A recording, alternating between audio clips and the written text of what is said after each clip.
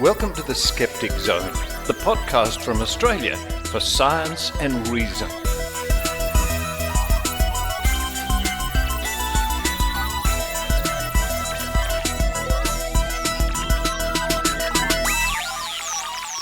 Yes, it's the Skeptic Zone podcast, episode number 637 for the 27th of December 2020, the last time I'll be announcing the date. That was a cat, by the way. What do you want? It's early. I've got up early to beat the birds, and I get pussycats. Go on, scoot out. Cats invading the studio. It's the last time I'll be announcing the date as 2020. What a year. An unforgettable year. And of course, in a couple of days when the calendar ticks over to 2021, well, I'm afraid things will be much the same as they are now. But hopefully by the end of 2021, things will be very different indeed. Yes, I'm up very early to try to beat the flocks of birds that invade this area. And there's one solitary bird out there right now. I don't know what it is. I think there's an app you can get where you can record birds, or it listens for birds and will tell you what the bird is. A big greeting to all my friends from around the world who I haven't seen for a very long time, since this silly pandemic started, and even longer than that. And maybe you're in the same boat. Maybe there's somebody you haven't seen for a very long time. Maybe even since, the beginning of the year, before things really started to go bad. For me, it's not seeing lots of friends in the United States, and not seeing people at conventions and conferences and skeptics in the pub and that sort of thing. Yes, we all have very special people in our lives, and sometimes we just can't be together. We just can't see them. But it is nice to be able to keep in touch via regular texting or video conferencing or things like that. And of course, we spare a thought for those people who have lost people this year due to this awful pandemic. And more on my regular video conferences and chats and things with lots of people, more and more people have relayed to me they either know somebody who has lost somebody, or they have lost somebody themselves, which makes the rantings and railings and carrying on of the anti-vaxxers and the conspiracy theorists all that more irksome this year. But what's coming up on this week's show? We're going to kick off with, speaking of conspiracy theorists, what a good lead-in that is, Pete Evans. Yes, the disgraced former television personality and noted bonkers barking mad conspiracy theorist has been booted off Facebook for his ravings and rantings about COVID-19. We cover that story coming up first. Then we have Logical Fallacies with Michelle Bijkersma in Melbourne. Hello, Michelle. And this week, Michelle's going to be looking at the Slothful Induction Fallacy. Then to round off the show, another dive into the treasure trove of trove.nla.gov.au, the online resource from the Australian Government and the National Library of Australia. And we're going to be looking at astrology, specifically astrology in World War II. What were seers seeing about World War II, especially in the early days? Did the stars get it right? But now it's time for me to run downstairs, jumping over these cats. Where are they? It was a bad sign. They're both waiting outside the studio door. So when I open the door to run downstairs and get my coffee, because I need a nice big coffee to end the year, I have to be careful not to trip over Henrietta and Maud, the Skeptic Zone cats. Are you out there? Oh yes, at the top of the stairs. While I run downstairs to get my coffee, I hope you enjoy the Skeptic Zone.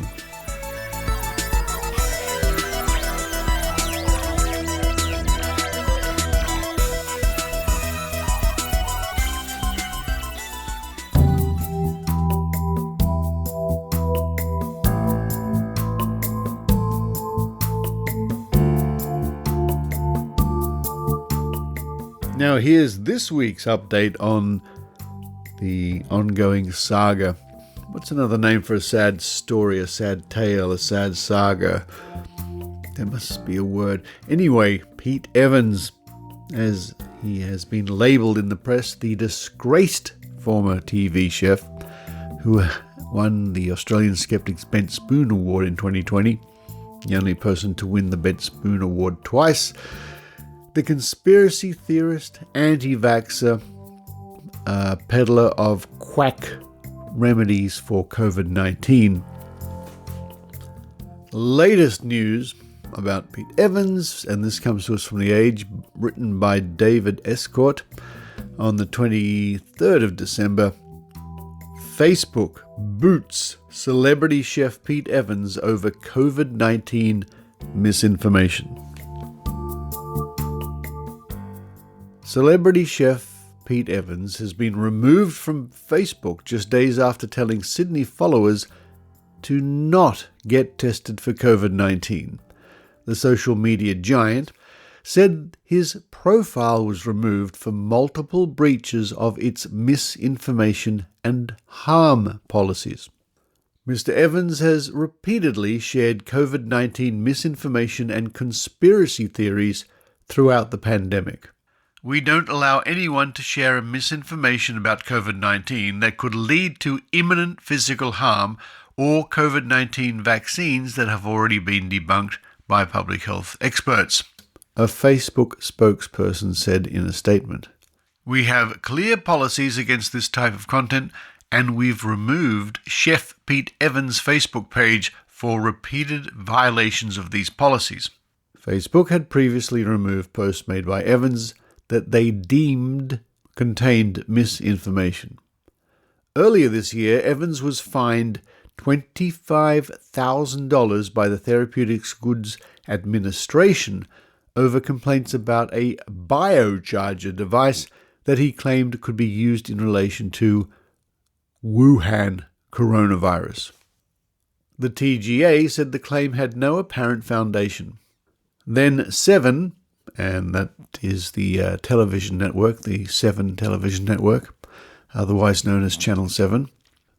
Then 7 cut him loose from his $800,000 My Kitchen Rules contract due to cost-cutting and the show's ratings decline. In September, he hosted conspiracy theorist David Icke for a 2-hour chat on his podcast. In November, Pan Macmillan, the publisher of Evans' cookbooks, announced it was finishing its contractual relationship with him after he shared a cartoon image of a butterfly whose wing pattern was in the form of a Sonnenrad, black sun, an ancient Norse symbol that has been appropriated by neo-Nazis in recent years. Then 10, and again that's a television network, Channel 10, then 10 dumped him from I'm a celebrity, get me out of here. The sponsors and the retailers who carry Evans' associated product lines then boycotted him. Evans, who has been heavily criticized by the medical community for using his platform to peddle conspiracy theories, said, "Disease would set into these people, politicians, for the corruption and lies they perpetrate." In October, Facebook announced that they would ban ads that discourage people from getting vaccines. This will also apply to ads that discourage people from getting a COVID-19 vaccine. And that story is also written by Lydia Lynch.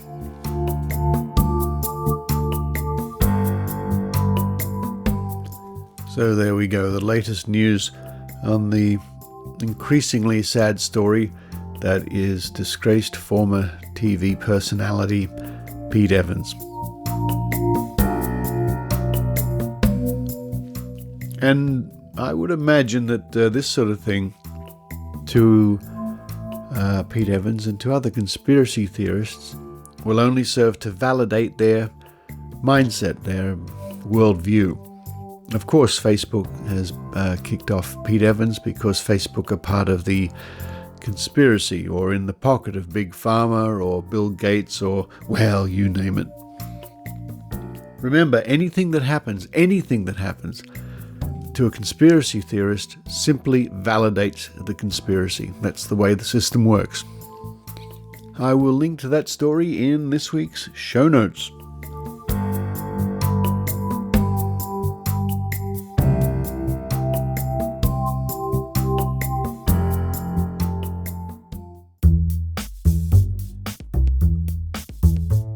Hi, this is Susan Gerbeck from GSOW. That's Guerrilla Skepticism on Wikipedia.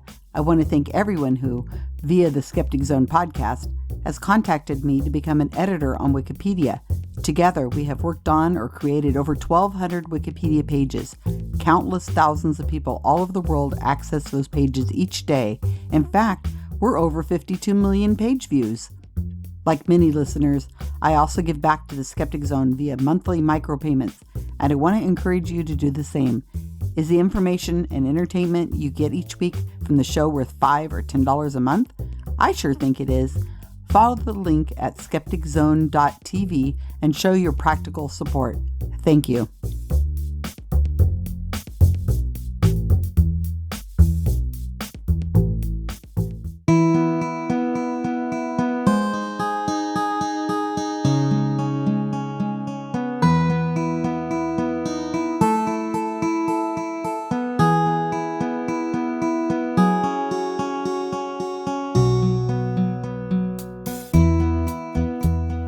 Logical fallacies. What are logical fallacies, and why is it important that critical thinkers should know about them?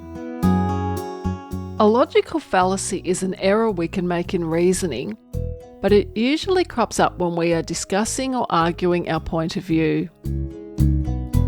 Some people might even knowingly use them to try and score cheap points in an argument due to intellectual laziness. They are traps we can fall into, but if we know what to look out for, we can spot them when they occur and stop ourselves from using them.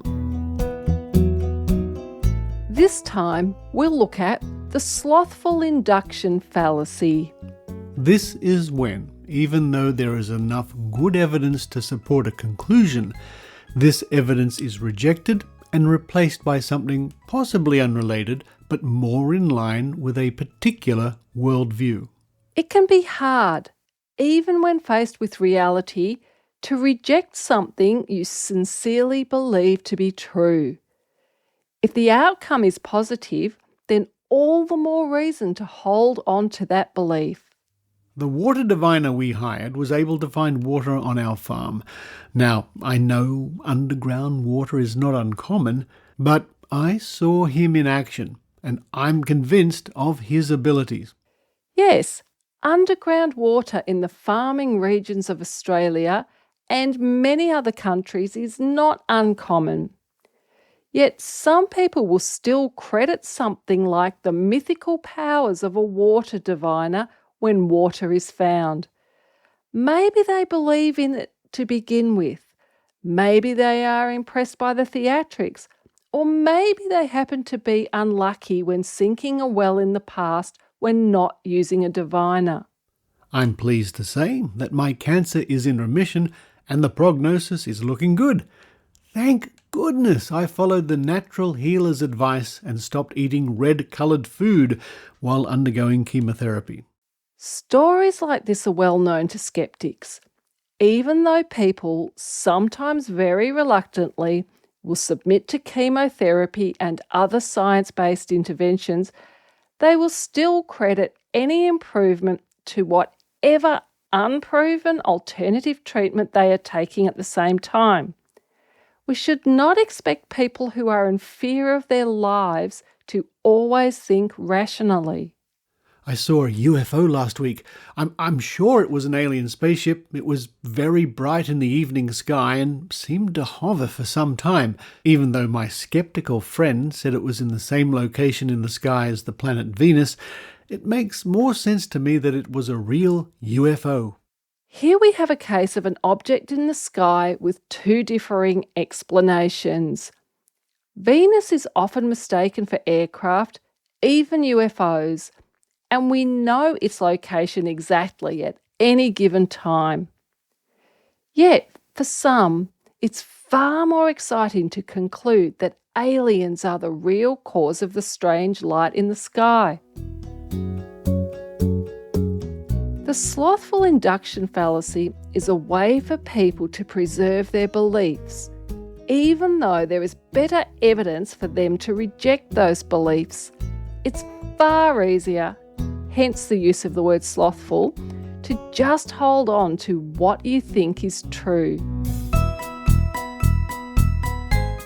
Knowing a logical fallacy when you hear one, and even knowing its name, is important when arguing your point of view. However, you may come across as arrogant and not get very far if you call it out by name to your opponent when you hear it being used. If your opponent calls you out for using one, it's time to stop and think about how you are making your case. Use your knowledge of logical fallacies wisely, and remember that even if your point of view is right and you know all the pitfalls in arguing your case, it doesn't always mean you'll win on the day. And as skeptics, we must also remember that we too can be wrong at times. I'm Michelle Bijkersma from the Vic Skeptics. Thanks for listening.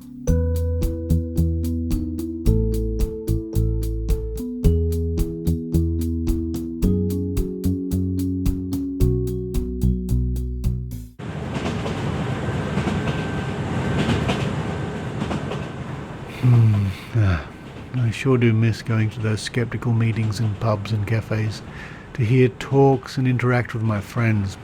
Oh well. I think I can help you with that. Who the hell are you? I'm your skeptical fairy godmother angel from the internet. You're my skeptical what? Relax, Richard. I can make your wish come true. What?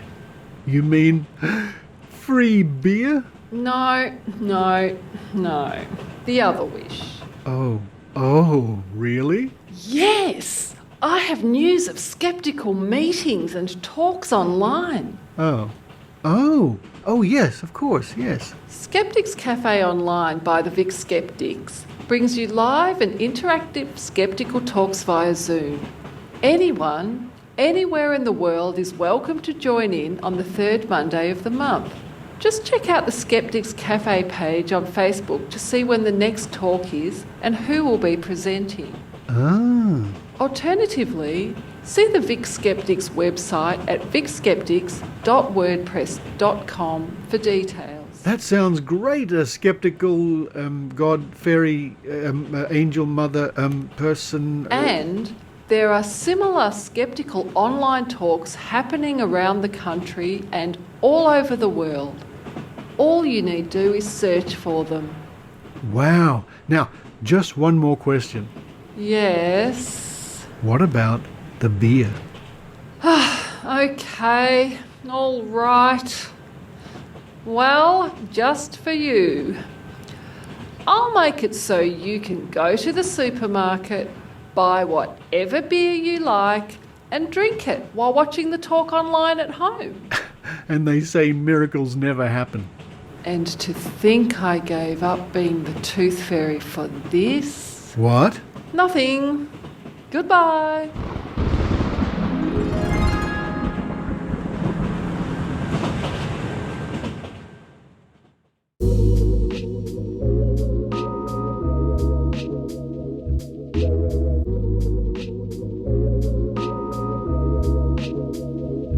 Now it's time once again to dive into the treasure trove that is Trove at trove.nla.gov.au, the online resource from the Australian government. Gazettes. Oh, I like that word. Why aren't there any more gazettes? Gazettes, newspapers, periodicals, magazines, and so on. And the archive is at your fingertips.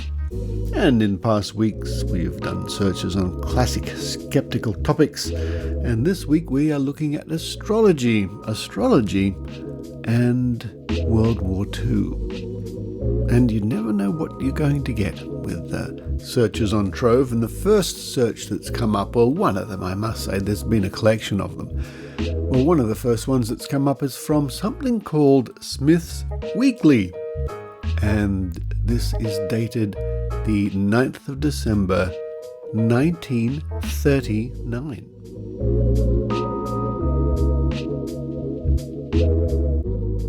With the headline, War Has Debunked Astrology by H.C. Mackay. Australia, in common with the rest of the world, is afflicted with a plague of astrologers. In Britain, the war has put an end to astrologers' political predictions. The stars, they aver, are now too difficult to read. Their Australian colleagues would do well to accept this hint and confine prophecy to such harmless generalities as domestic trifles, love, accidents, luck, races, and the weather. The sudden development of the Polish crisis leading to the present war took the leading British seers completely by surprise. Old Moore, this hoary prophet, has been showering predictions for centuries and is today probably a company, announced that there might be a war crisis, but it would be averted by Mr. Chamberlain. Petulengro, pet of the Sunday Chronicle, and Edward Lindo, seer of the people, also read peace in the stars. Their prestige suffered a severe setback. Formerly, their forecasts were read and believed in by thousands of credulous citizens every week. Australian newspaper astrologers have similarly crashed. In 1937, they predicted the downfall of Hitler by the end of 1938, just as they predicted the downfall of Mussolini soon after the conquest of Abyssinia. When Hitler weathered 1938, they gave him a year's grace. In 1939, hedging shrewdly as the European situation developed, they promised him a peak of success, followed by extinction. Hitler, by the way, keeps his own pack of astrologers, who are reported to forecast his success. Maybe the stars tell a different tale in German. In any case, the prophet's job is a ticklish one, with SS men and the headsman agog for a treasonable remark. The most portentous Australian astrological forecast for the present year is the work of a member of the International College of Astrology. Unfortunately, the war caught this astrologer as it did her British colleagues. For the third quarter of 1939, this actually included the declaration of war and the downfall of Poland, her forecast was better conditions for the world in general. International relations will be improved. As for the September new moon, it could well be named the Moon of Peace. The moon, on the whole, is peaceful and progressive. Prophecy for the last quarter of 1939, with its submarine and floating mine horrors, England experienced greater prosperity due to Jupiter in her ruling sign. In November, however, the stars warn of discontent and danger, taking the form in England and parts of Europe of much discontent among the workers, with risk of a railway or air accident. And the writer has put in brackets, one air accident, in brackets. Not a word on the present conflict. Even Poland, obvious mark for disaster, escapes with, Poland has a disturbed year and comes very close to war. Of Japan, actually in possession of the best part of China, the undeclared war will not make headway. In Germany, Hitler's government is wobbly in March 1939, but Hitler himself, if not snuffed out in the last 3 months of 1938, has his most important year in 1939, around May. He will gain new territory. A pretty safe forecast. He will invent new ways of meting out death to enemies. The last shrewdly based, of course, on years of death rays, magnetic mines, they were in use a quarter of a century ago, and the like.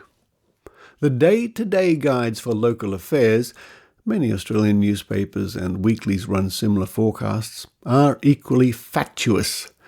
The various seers must see a different bunch of stars, as these prophets frequently contradict each other. For the last Christmas Day, for instance, quote, woman's, end quote, prophet forecast adverse vibrations likely to cause domestic quarrels, while another purported contentment and goodwill in the air due to a beautiful aspect between Venus and Neptune.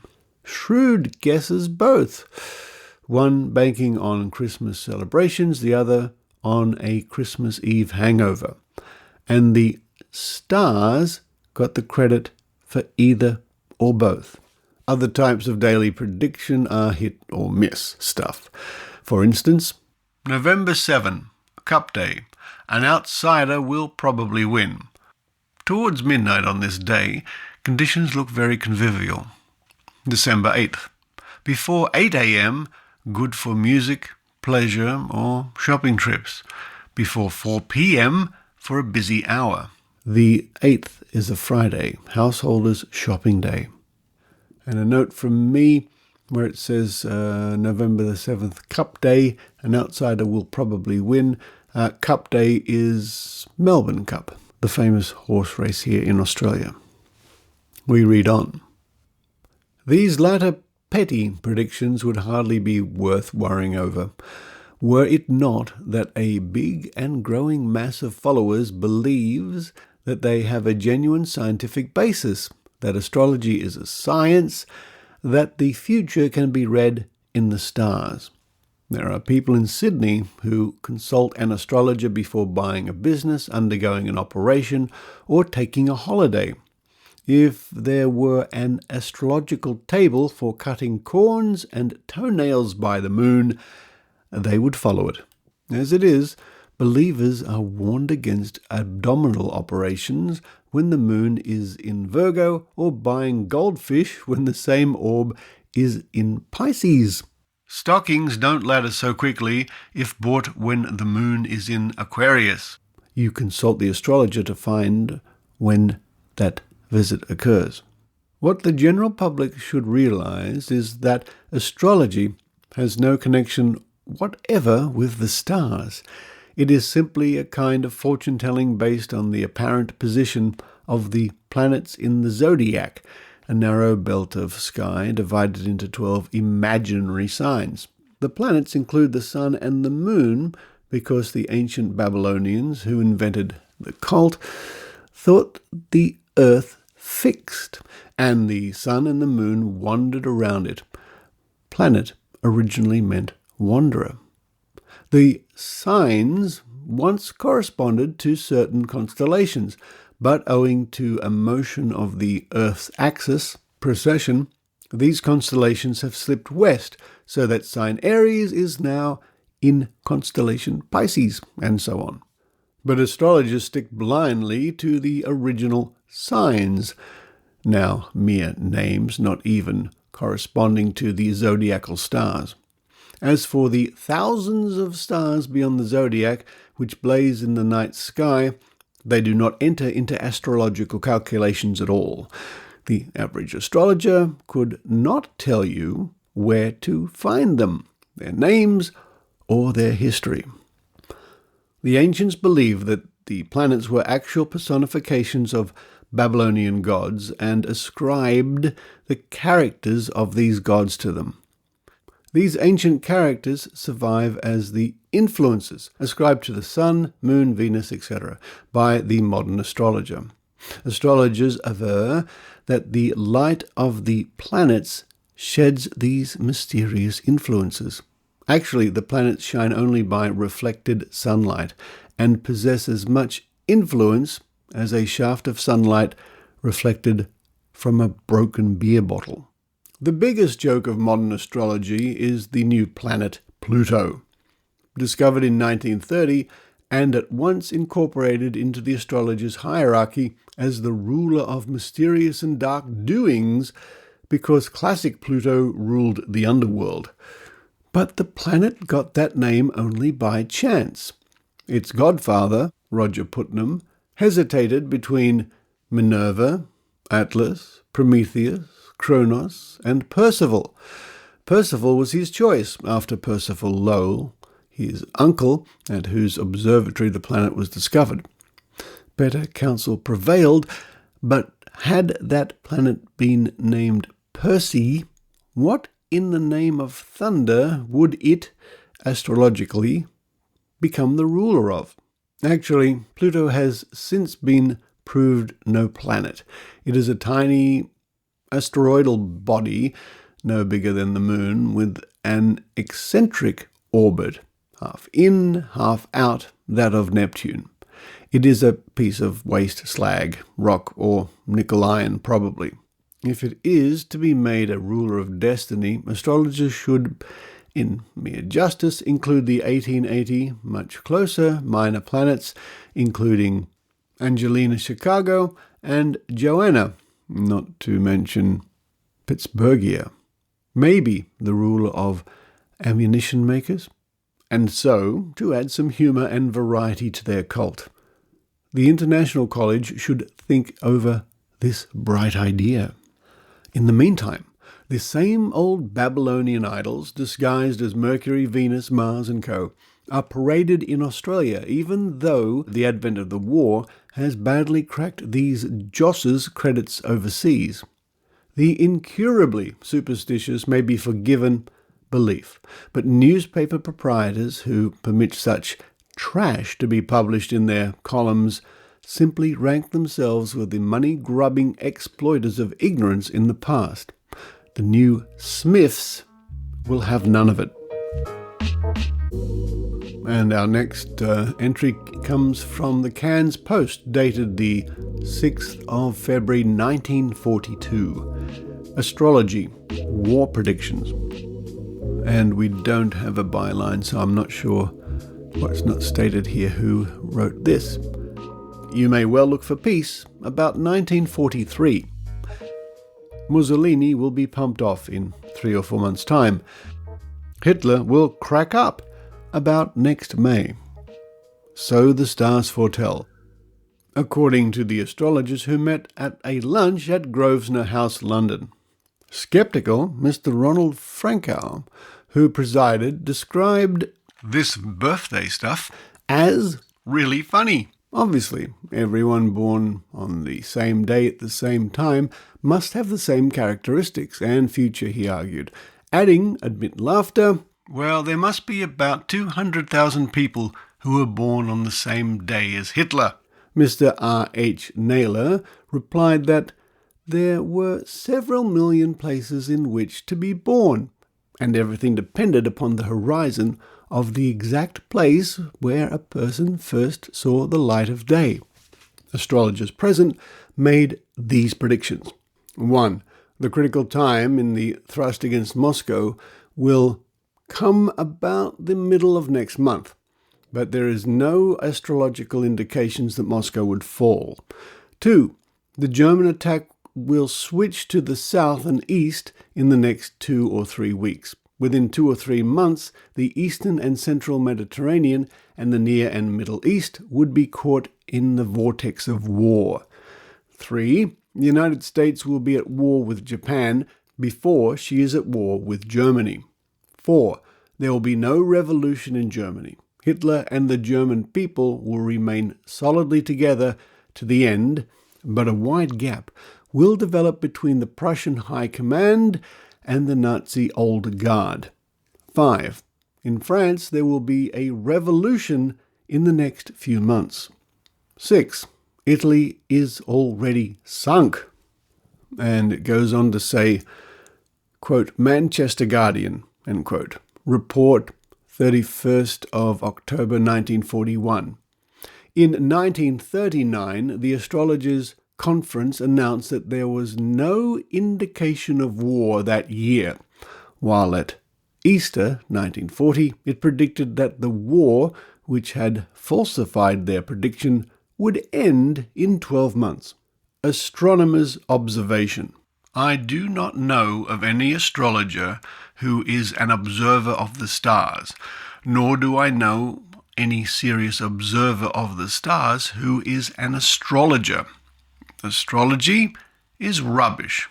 But because of human credulity and the profit to be made out of it, astrology continues to flourish. Dr. H. Spencer Jones, Astronomer Royal, in the News Chronicle. And now, as we wind up, let's go forward many decades to the 1970s. And this comes to us from the Canberra Times on the 1st of February 1977. Astrology called absolute bunk. Melbourne, Monday. Astrology was absolute bunk and has been outdated as a science 400 years ago, a senior Methodist minister said today. The Reverend E. Keith Dietrich, director of the Methodist Publishing House Melbourne, said that no recognised university had a chair of astrology since a German campus dropped the subject 150 years ago. If Hitler had listened to his generals and not to his astrologers, there would never have been a Second World War, he said. Mr. Dietrich said he had put no pressure on the Council of Adult Education, which had dropped its 4 astrology courses this year. The CAE apparently gave the courses a 2-year run and then decided they were not worthwhile. Mr. Dietrich said, I haven't been in contact with the CAE for at least 2 years. I think astrology, as read through newspaper horoscopes, is pretty harmless. But it's bunk all the same.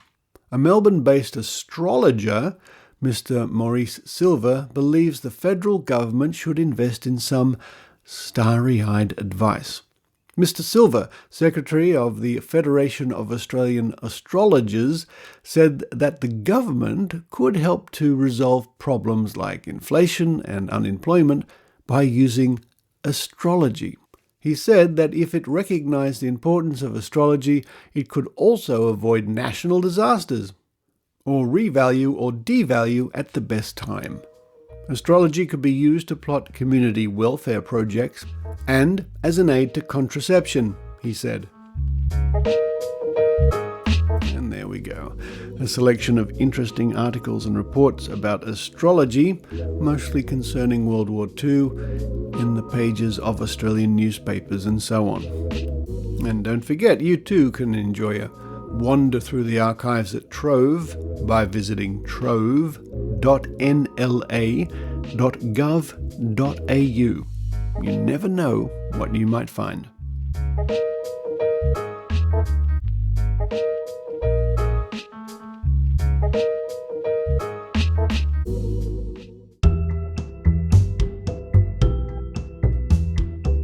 Thursday, the 7th of January. Join us for Sydney Skeptics in the Pub online. We present a talk by American skeptical investigator Kenny Biddle.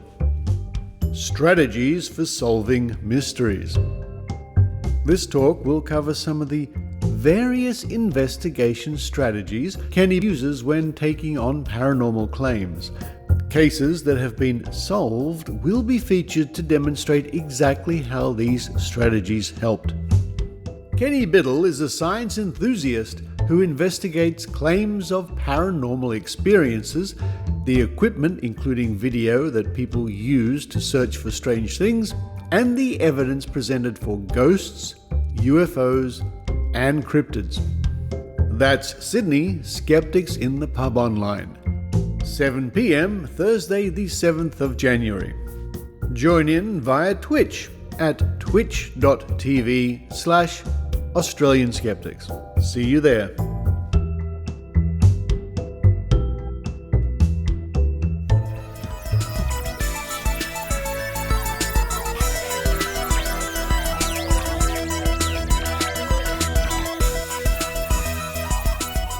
Thank you for listening to the Skeptic Zone in 2020 and 2019 and 2018, all the way back to 2008. Let me see now, as soon as 2021 ticks over and I get the first show out, that means the Skeptic Zone would have been produced and broadcast in 14 different years. 2008, 9, 10, all the way up to 2021. Now, if you want to enjoy 2021 all that more, you can download a couple of calendars. The Maynard calendar at maynard.com.au. I think that site's undergoing maintenance at the moment, but check back there for Maynard's calendar. Or if you go to skepticzone.tv and look at this week's show notes, or scroll to the bottom of the page, you can download my calendar. And it's not a skeptical one. It's origami photography I've done over the years, made up into a calendar, including Pegasus, the flying pig made by me for James Randi. It's formatted for A3 or A4 paper, but I'm sure you can make that fit letter or larger paper from wherever you're listening. Download the PDF, print it out, put it on the wall, and have an origami interesting year. Now, Henrietta, one of the cats, has come into the office this time. Yes? What do you want? You want some breakfast? Yes? You want some breakfast? I think she wants some breakfast. I think I better run downstairs now and feed these cats. But for this week and this year, this is Richard Saunders signing off from Sydney, Australia. You've been listening to the Skeptic Zone podcast. Please visit our website at www.skepticzone.tv for show notes, contacts, and to access the back catalogue of episodes going back to 2008. You can follow the Skeptic Zone podcast on Twitter at Skeptic Zone, visit our Facebook page, or leave a review on iTunes. You can also support the Skeptic Zone via Patreon or PayPal. The Skeptic Zone podcast is an independent production. The views and opinions expressed on the Skeptic Zone are not necessarily those of Australian skeptics or any other skeptical organisation.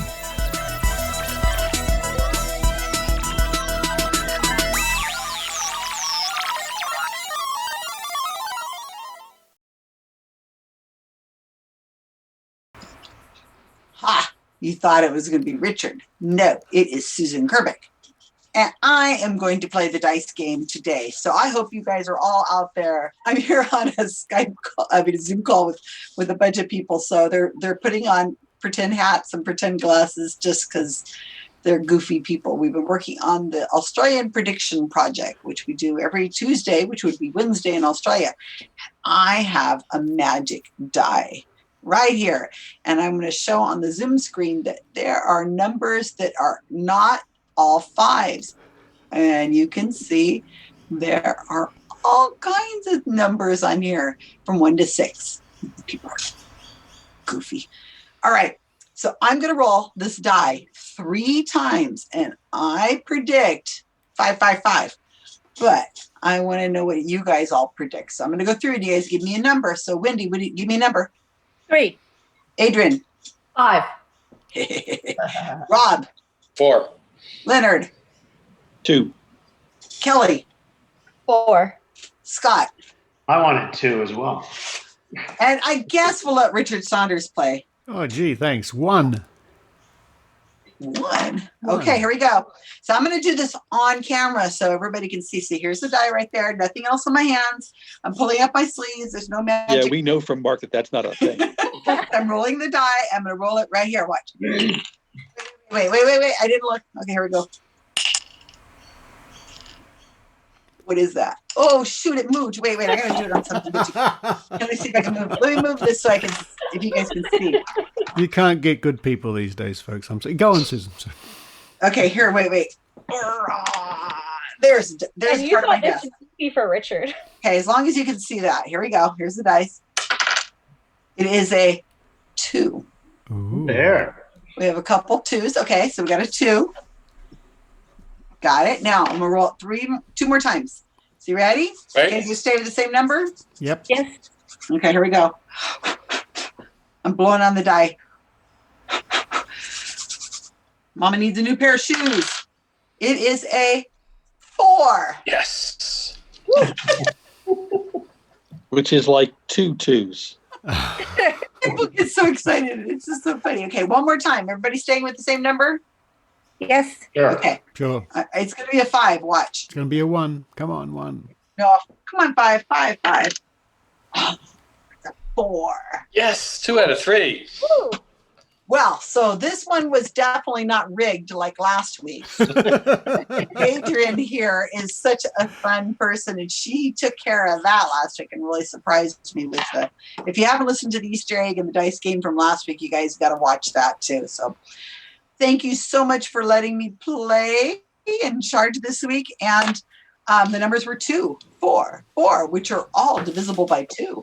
Oh, okay. And just to round off, we'll give one more special one at the end of the year one. This is a D30.